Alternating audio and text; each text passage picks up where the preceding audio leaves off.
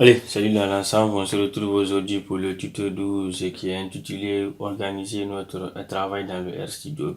Mais avant directement de suivre le logiciel, le tuto 12, rassurez-vous de vouloir bien suivre la chronologie qui est là du tuto 1 au tuto 11, sinon vous n'allez rien comprendre sur le tuto 12. Donc aujourd'hui, nous allons voir comment organiser notre travail. Nous allons attaquer une notion qu'on n'a pas du tout développée d'abord depuis au début, qu'on parle la notion de répertoire, c'est-à-dire diligenter où vous allez enregistrer vos scripts et vos fichiers que vous allez utiliser pour travailler. Et dans ce répertoire-là, ça va être facile pour vous de vous retrouver et ça nous permet encore d'organiser très très bien notre boulot. Je vous ai fait ici l'aperçu ici pour voir. À partir de là, là où vous voyez comme ça, ici, c'est-à-dire ça, c'est la fonction qui me permet de faire appel à mon répertoire de travail. Donc, comme vous l'entendez, c'est en anglais que c'est ici, get working dir. Donc, ça veut dire que c'est de répertorier le dossier de travail. Donc, à partir de là, cette working dire, ça veut dire que je définis directement mon répertoire de travail. À partir de là encore, j'ai contrôlé de nouveau. Donc, je vous réexplique brièvement ce qui est écrit comme ça me permet directement de savoir où je suis en train de travailler actuellement. Et la seconde, s'il faut, commande qui est là, ou la syntaxe, celle-là me permet directement de changer de nouveau mon répertoire de travail. Par défaut, mon répertoire de travail se limitait au niveau du document. Et moi, j'ai créé un autre dossier où je vais tout mettre dedans Acacia. Donc, vous aussi, pouvez le faire autrement. Certes, vous pouvez prendre un autre dossier, c'est pas un problème. Vous pouvez utiliser le dossier là et mettre dedans, mettre dedans. Donc moi je vais ouvrir le logiciel RStudio et je vais essayer d'appliquer un peu tout ce qu'on a dit ici dedans. Et disons que ce chapitre-là est très très important parce que si vous travaillez et que votre répertoire n'est pas défini, c'est dans l'anarchie, vous ne pouvez pas retrouver votre dossier complètement, vous allez être perdu. Donc pour ce faire, je fais CTRL L encore pour faire disparaître ça complètement. Au lieu de travailler ici comme on a fait ici, travailler dans un script, mais cette fois-ci, je vais travailler dans la console directement pour avoir une interaction directe.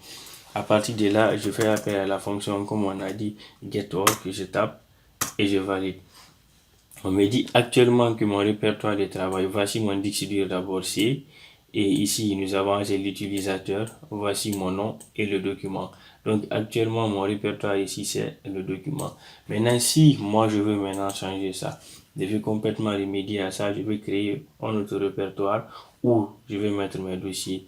Par défaut d'abord il vous faut créer un dossier dans, je sais pas, parce que ici pour moi c'est au niveau du document. Donc je rentre ici à partir des documents ici, je renomme, je crée un fichier ici, je mets dedans comme vous avez vu un nouveau dossier, je crée moi le dossier que j'ai créé c'est Acacia. Donc je reviens encore dans le logiciel Studio.